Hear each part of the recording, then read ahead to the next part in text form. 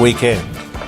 When I say it's a long, hot weekend, of course, today, Monday's a public holiday. We're recording on Sunday.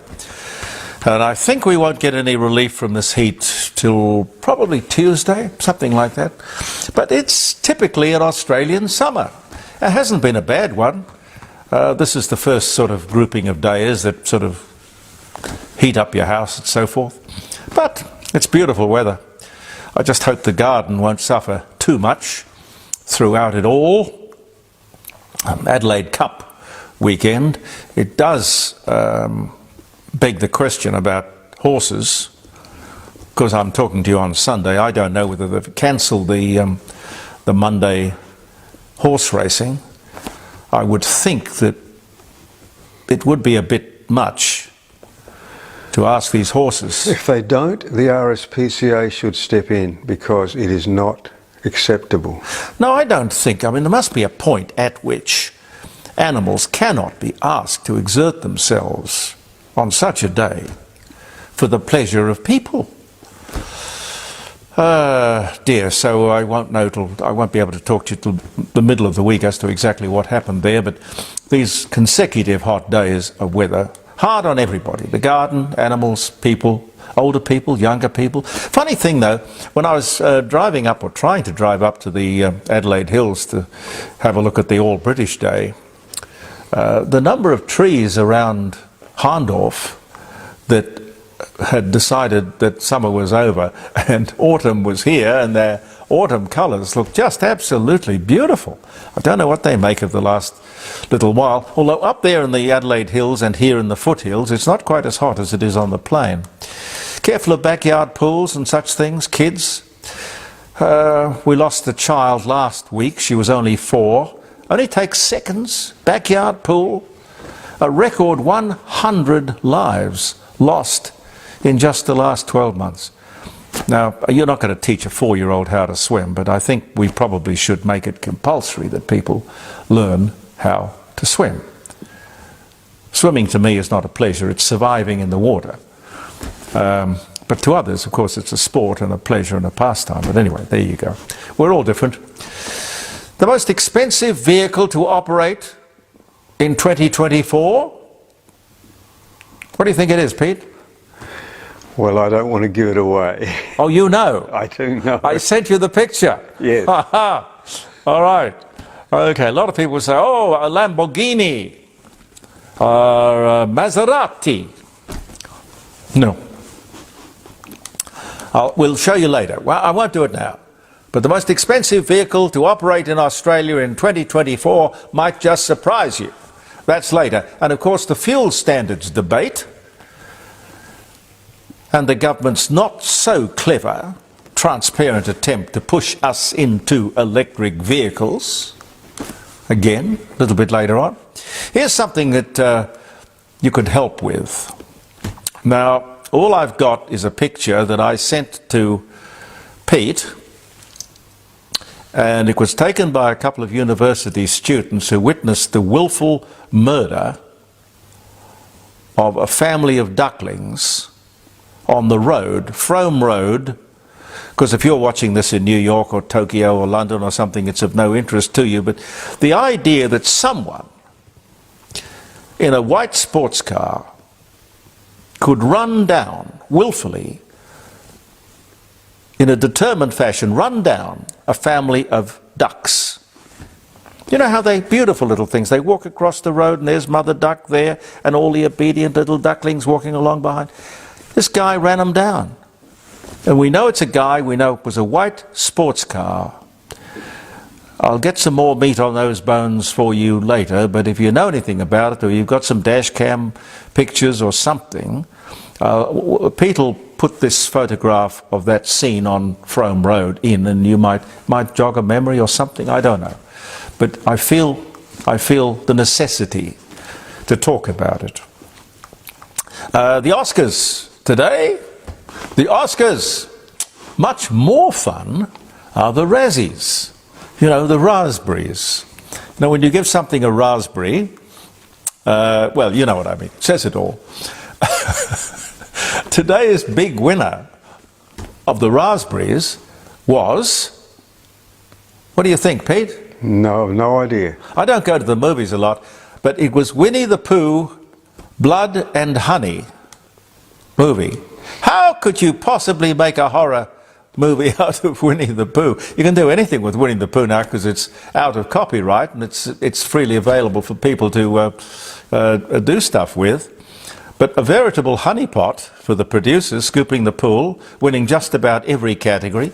Worst picture, worst director, worst actors, worst animation, worst direction, absolutely everything. And it cost them, to make this atrocity, it cost them, but apparently it was so bad it was funny, but it cost $100,000 to make the movie. They have grossed $5 to $7 million, and they already have Pooh, Honey and Blood 2 in the pipeline. So no doubt more people will go along and see it, have a chuckle. Sometimes losing is better in that you get more publicity, or publicity that you wouldn't have otherwise have gotten. I mean, nobody, I can't imagine anyway, going out looking to be called the worst movie of the year. But who knows? You got to be either the best or the worst, maybe. I don't know. We have an obesity epidemic in Australia, and really it's global. And whether it's Ozempic or a similar or look-alike drug, it is the future.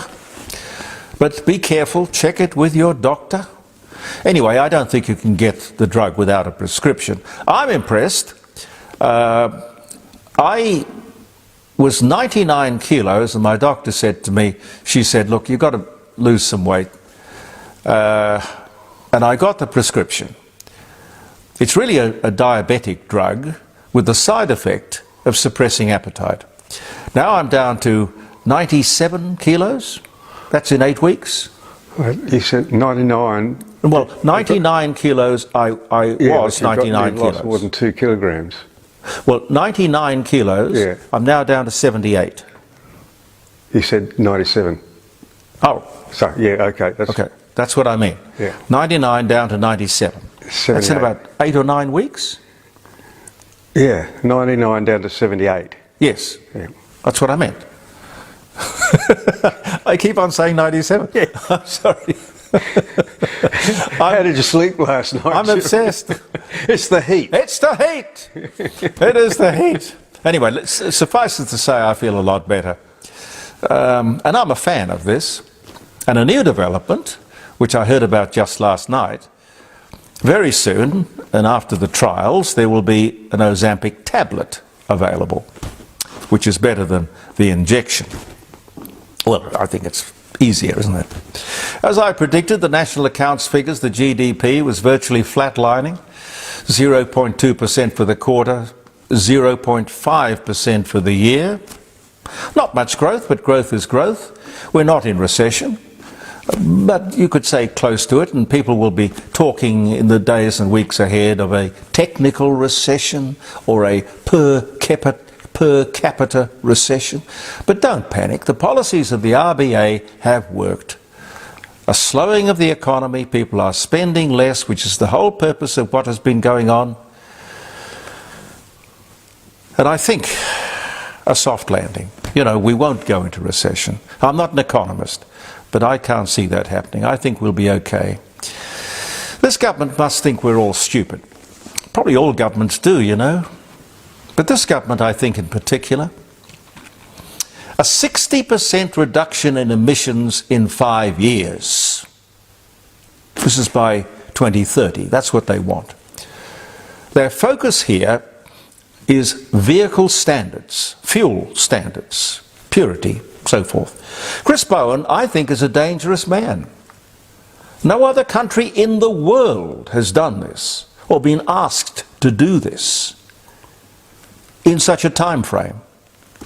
And these other countries, of course, I'm referring to, are countries, unlike Australia, who need to. Our population, our vehicle count, from every point of view, we don't qualify for panic stations. Bowen wants to inflict pain for no purpose. What is the problem they are trying to fix? 1.3% of global emissions. Small problem. Huge expense. No logic. The vehicle standards business is a ham-fisted attempt to push us into electric cars. Everything that Bowen has touched in his political life, in my opinion, has been a disaster for the country and for his party. Some facts. Now, some facts. Electric vehicles are not selling.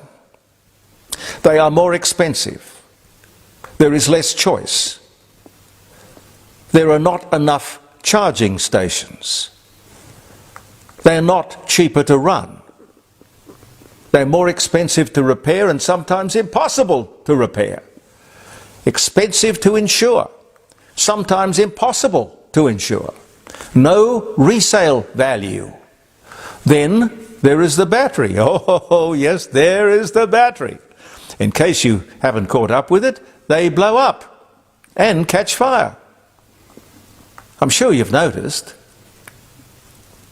They say the cost of the battery replacement every 7 years will come down. Down from where it is today? God, you'd hope so. Depending on the model, today it's somewhere between $30,000 and $60,000. Tell us, got to come down. Tell us by how much and when. Environmental impact as well.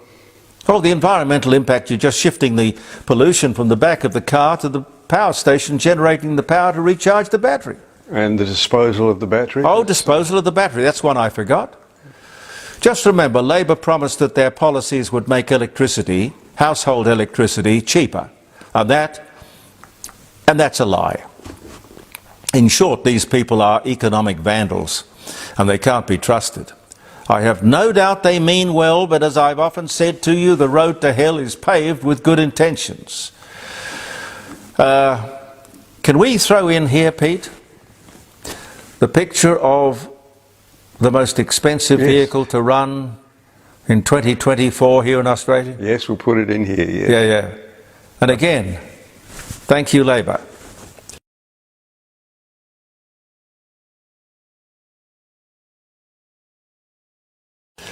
I think the blind adherence to ideology here is typical. Don't ask me why. I don't understand. This is what you must do, just do it. Don't question us. You see, we don't have the freedom of thought in a dogma, whether that dogma is religious or political. You're not allowed to think about what you're being told. Labor and the left are totally and historically against nuclear.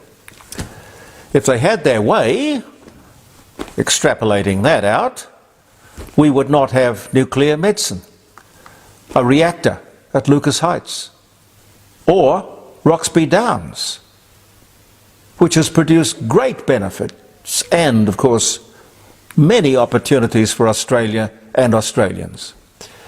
If it hadn't been for one Labor guy, his name was Normie Foster, who during the vote, which would decide the future of one of the biggest uranium mines in the world here in South Australia, crossed the floor and voted with the Libs, enabling the mine to go ahead, Roxby Downs.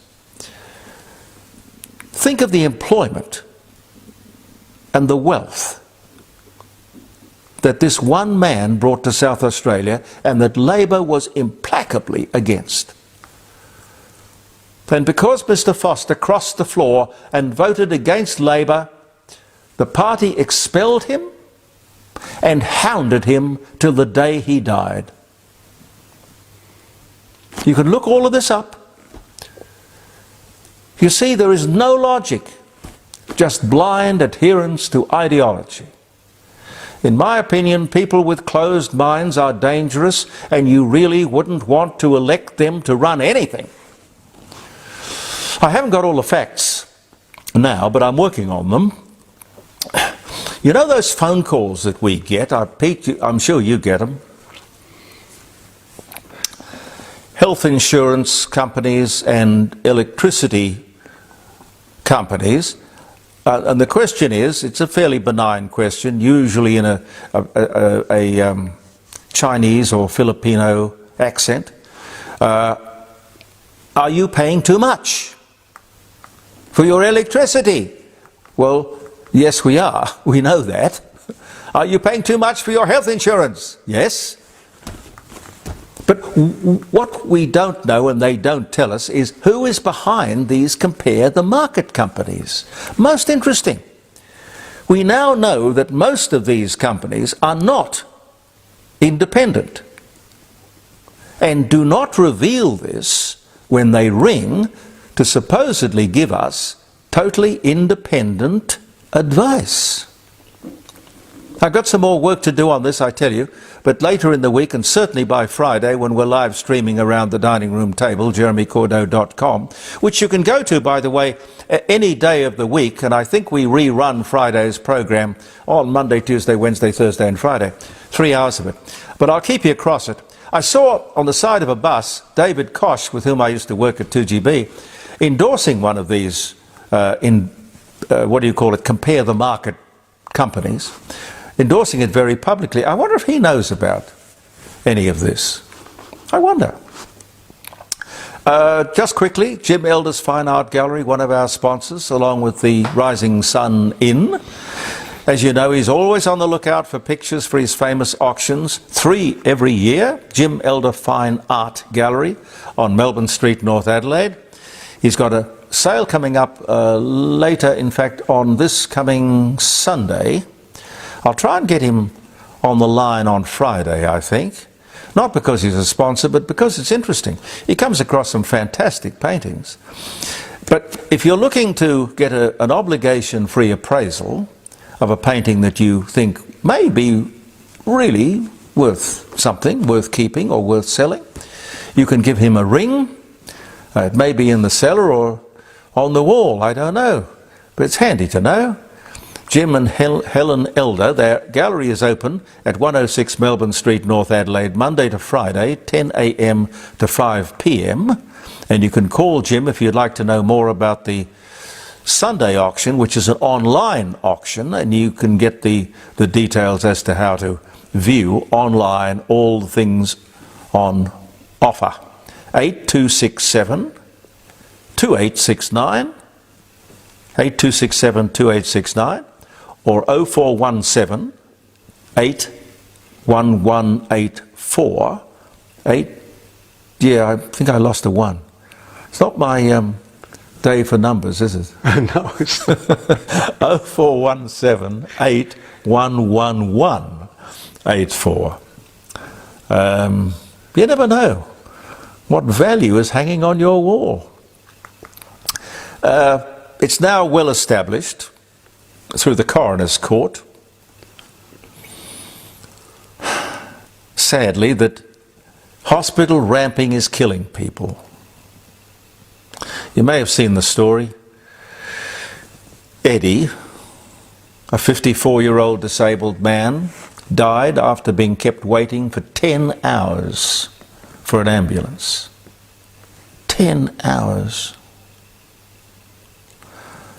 I remember when I first came to Adelaide, the ambulance service was provided by a team of volunteers, and the government never ever rested, Labor government, never ever rested, because they said, these are amateurs, we want it to be professional. I never heard any disaster stories when the ambulance service was being run by volunteers from St. John. But now it is a highly paid professional service, and we've got people dying. 10 hours waiting for an ambulance. The minister says, we're working on getting another 150 beds. Is that the problem? No apology for the lies told leading up to the last state election. Now, we're not in a pandemic, and this is the most expensive hospital in the world. It should be able to cope with the ordinary day-to-day needs of the community, and so should the ambulance service. Do you trust these people? I'm talking about the government, not that they're going to design the new Women's and Children's Hospital, but they're going to authorise it and approve it. And of course the new Women's and Children's Hospital is going to be at an even greater price. I don't know. Pete, are you going to play us a song?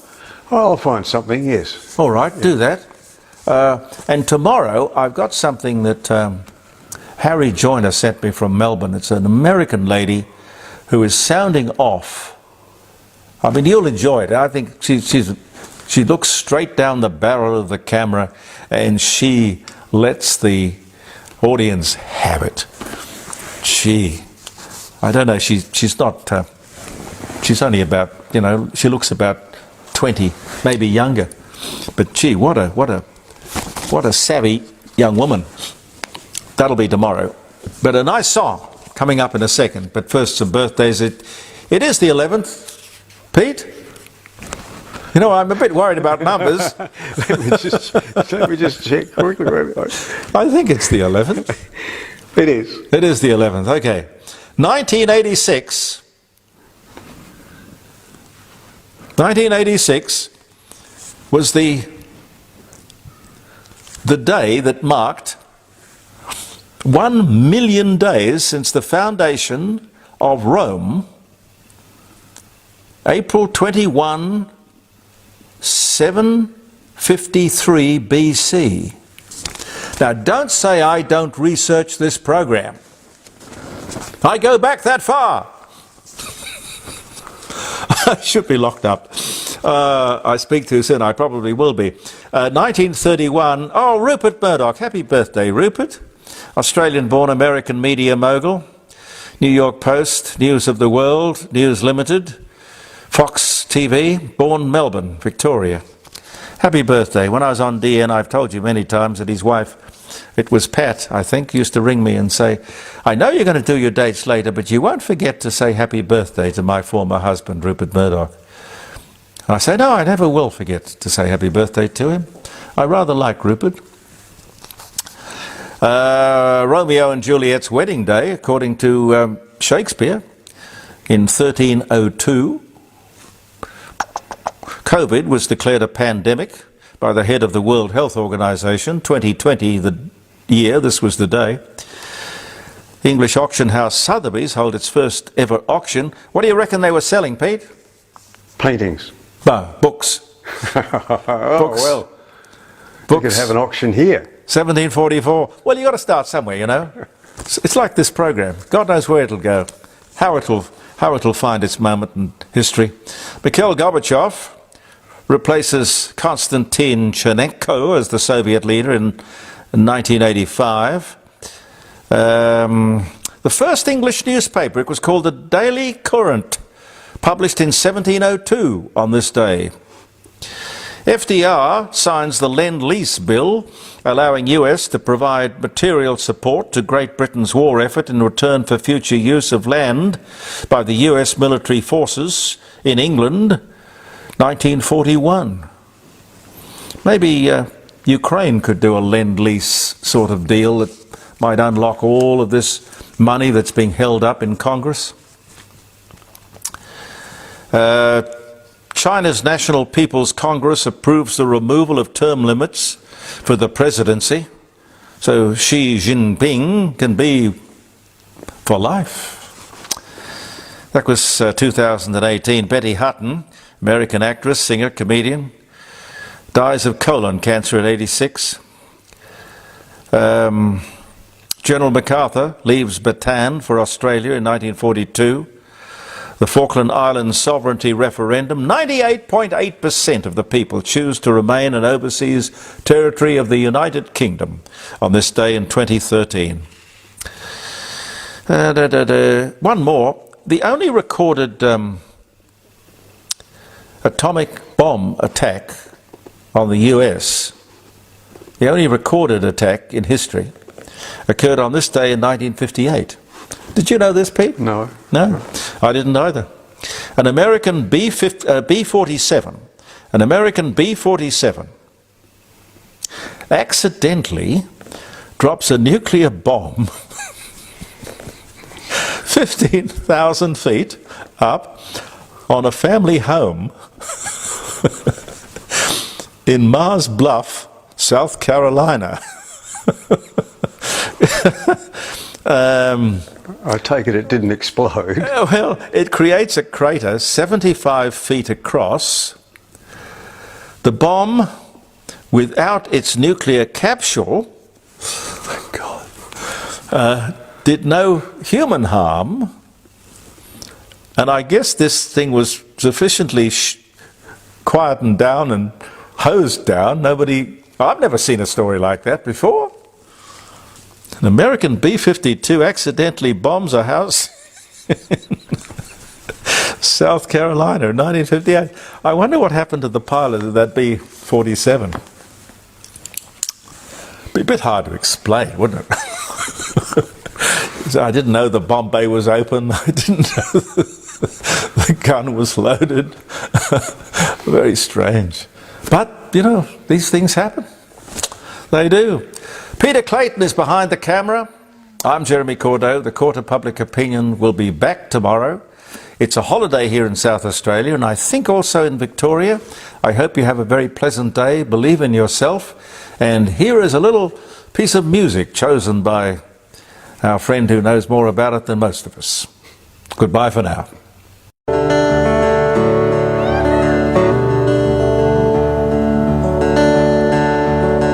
There's a valley of sorrow in my soul,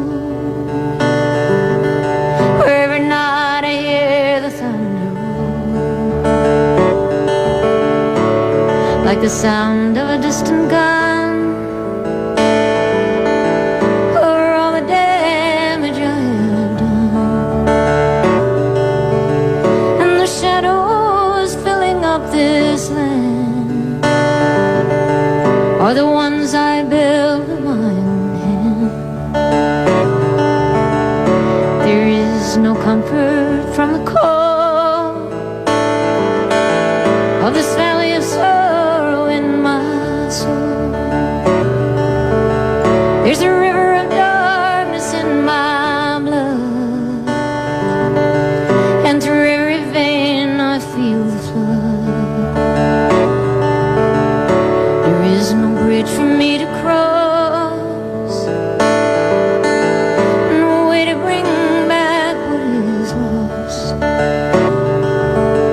Into the night it soon will sweep, down where all my restlessness I keep, but it won't wash away the years of one single hurt and bitter tear. And the rock of ages I've known is a weariness down in the bone. I used to ride it like a rolling stone, now I just carry it alone.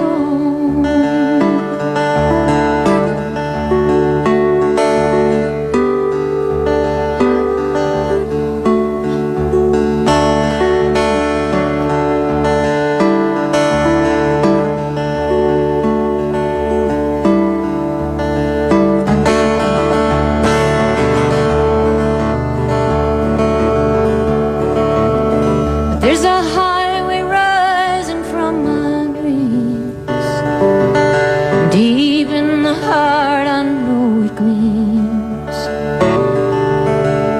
for I've seen it stretching wide